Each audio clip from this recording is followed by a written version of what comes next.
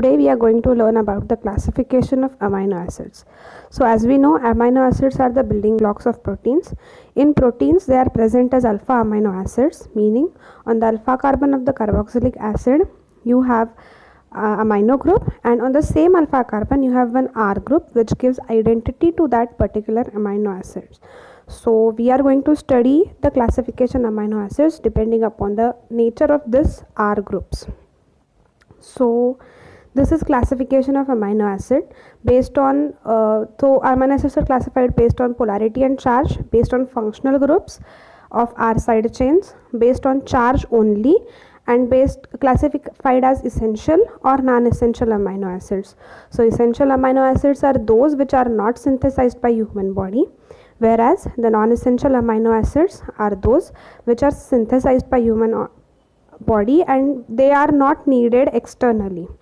So today we are going to study about the classification based on polarity and charge. So 4 classes are there on polarity and charge, with hydrophobic R group, with polar uncharged R group, amino acids with positively charged R group, these are called basic amino acids, and the amino acids with negatively charged R group or acidic amino acids. So first group is amino acid with hydrophobic R group, which contains 8 amino acids. First are 4 aliphatic amino acids, which are alanine, valine, leucine and isoleucine, and one amino amino acid which is proline. So here this is leucine, this is alanine, this is valine, and this is isoleucine, sorry.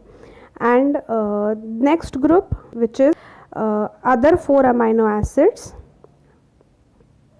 which are one of them is sulfur containing amino acids, which is methionine, and other 2 are aromatic amino acids, tryptophan and phenylalanine. So these are total of 8 amino acids in this first group, which have hydrophobic R group. So note the structures of these amino acids. The ones highlighted in yellow are the structures of R group. Next group we have polar uncharged amino acids. So in that we have 7 amino acids in total. So we have first one is glycine, whose R group is H. Then we have cysteine, which is sulfur containing amino acid, another sulfur containing amino acid with SHR group. Then we have 2 amino acids with hydroxyl group OH, serine and threonine, and we have tyrosine with a phenolic OH group, which has lowest solubility, and we have asparagine and glutamine, which are amides of acidic amino acid, aspartate and glutamate. Next group is positively charged amino acids. We have 3 amino acids in this category. One is histidine, which is a special kind of amino acid with respect to its pH and buffering capacity.